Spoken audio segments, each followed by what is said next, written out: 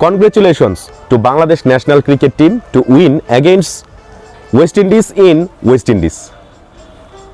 অনেক অনেক শুভকামনা অভিনন্দন জানাচ্ছি বাংলাদেশ ন্যাশনাল ক্রিকেট টিমকে এত সুন্দর একটি সিরিজ জয়ের জন্য। ওয়েস্ট ইন্ডিজের মতো একটি টি-20তে পারদর্শী একটি শক্তিশালী দলকে ওয়েস্ট ইন্ডিজের মাটিতেই ধরাশায়ী করেছে, হোয়াইট ওয়াশ করেছে। 3-0-তে টি-20 সিরিজটি জিতে নিয়েছে বাংলাদেশ। বাংলাদেশের ক্রিকেটারদেরকে ধন্যবাদ জানাই আমাদেরকে এত সুন্দর এই বিজয়ের মাসে একটি আমাদেরকে বিজয় উপহার দেওয়ার জন্য। প্রফেশনের কারণে এখন অনেকেই আমরা ক্রিকেটের খোঁজ খবর হয়তোবা নিয়মিত রাখতে পারি না, তবুও এই ক্রিকেটটা কিন্তু আমাদের অনেকের আবেগের সাথে মিশে আছে।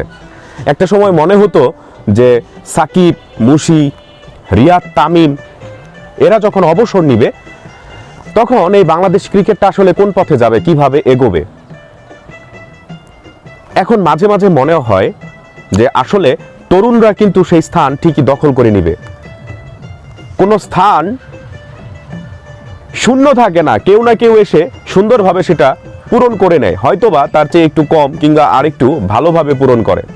তো বাংলাদেশ বর্তমান যে ক্রিকেট টিমটা আছে এর মধ্যে কয়েকজন ক্রিকেটার, যার মধ্যে স্পেশালি আমি একটা ক্রিকেটারকে বলতে চাই, সেটা হচ্ছে জাকের আলী, যার অত্যন্ত চমৎকার নৈপুণ্যের কারণে তৃতীয় ম্যাচটি আমরা খুব সহজভাবে জয়লাভ করতে পেরেছি। এছাড়াও কিন্তু বাংলাদেশের যেই বোলাররা রয়েছে, স্পেশালি পেস বোলিং ইউনিট, এটা পূর্বের চেয়ে অনেক উন্নতি হয়েছে। সুনীল গাভাস্কার কিছুদিন আগে কিন্তু বলেছে বাংলাদেশের পেস অ্যাটাকটা এত চমৎকার, এদেরকে যদি আইপিএল এ সুযোগ দেওয়া হতো এরা খুব ভালো করতো। বাংলাদেশের পেস বোলিং অ্যাটাক আর স্পেশালি যারা ফিনিশার হিসেবে খেলতেছে, হ্যাঁ তারা খুব ভালো করতেছে। সাকিব, তামিম, মাশরাফি, রিয়াদ, এদের অভাব এরা পূরণ করবে ইনশাল্লাহ। সবচেয়ে ভালো লাগে এটা ভেবে, হার জিত আসলে বড় কথা না, সবচেয়ে ভালো লাগে যখন দেখি তাদের মধ্যে যে বিজয়ের একটা প্রেরণা আছে, জয়ের জন্য প্রেরণা আছে। মাঝে মাঝে তো এত বাজে খেলে, সেটা দেখলে এই ক্রিকেট খেলার প্রতি একেবারে আমাদের এই মন উঠে যায় ক্রিকেট খেলা থেকে। কিন্তু যখন দেখি যে না, জয়ের জন্য খেলেছে, সর্বোচ্চ চেষ্টা করেছে, তখন হারলেও কিন্তু ভালো লাগে। আমরা দোয়া করি বাংলাদেশ ক্রিকেট টিম আরও উন্নতি করবে, আমাদেরকে আরও অনেক বিজয় উপহার দিবে দেশের মাটিতে, বিদেশের মাটিতে।